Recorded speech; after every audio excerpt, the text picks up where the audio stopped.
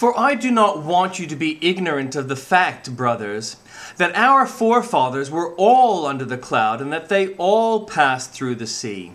They were all baptized into Moses in the cloud and in the sea. They ate the same spiritual food and drank the same spiritual drink, for they drank from the spiritual rock that accompanied them, and that rock was Christ.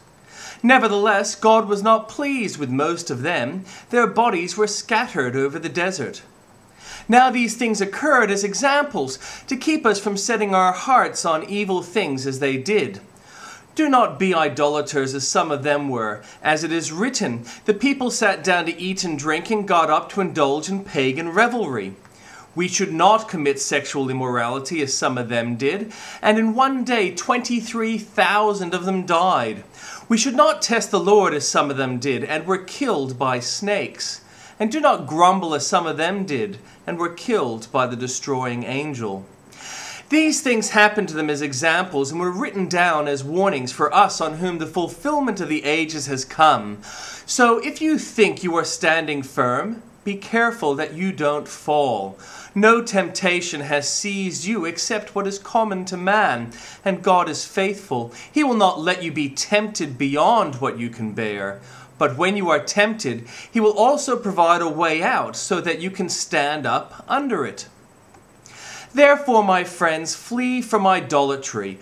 Speak to sensible people, judge for yourselves what I say. Is not the cup of thanksgiving for which we give thanks a participation in the blood of Christ? And is not the bread that we break a participation in the body of Christ?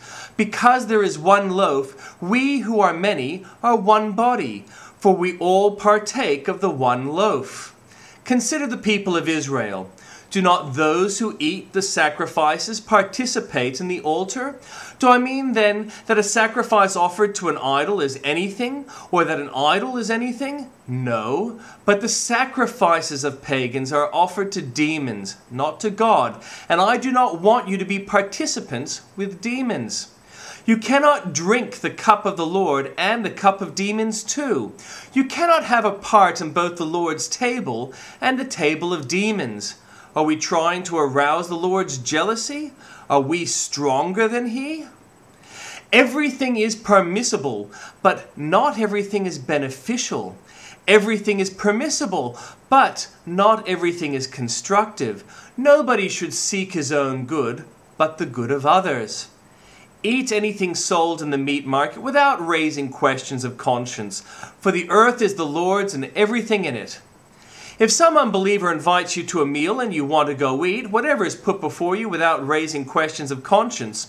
But if anyone says to you, this has been offered in sacrifice, then do not eat it, both for the sake of the man who told you and for the conscience sake. The other man's conscience, I mean, not yours. For why should my freedom be judged by another's conscience? If I take part in the meal with thankfulness, why am I denounced because of something I thanked God for? So, whether you eat or drink or whatever you do it all for the glory of God. Do not cause anyone to stumble, whether Jews, Greeks, or the church of God, even as I try to please everybody in every way, for I am not seeking my own good, but the good of many, so that they may be saved.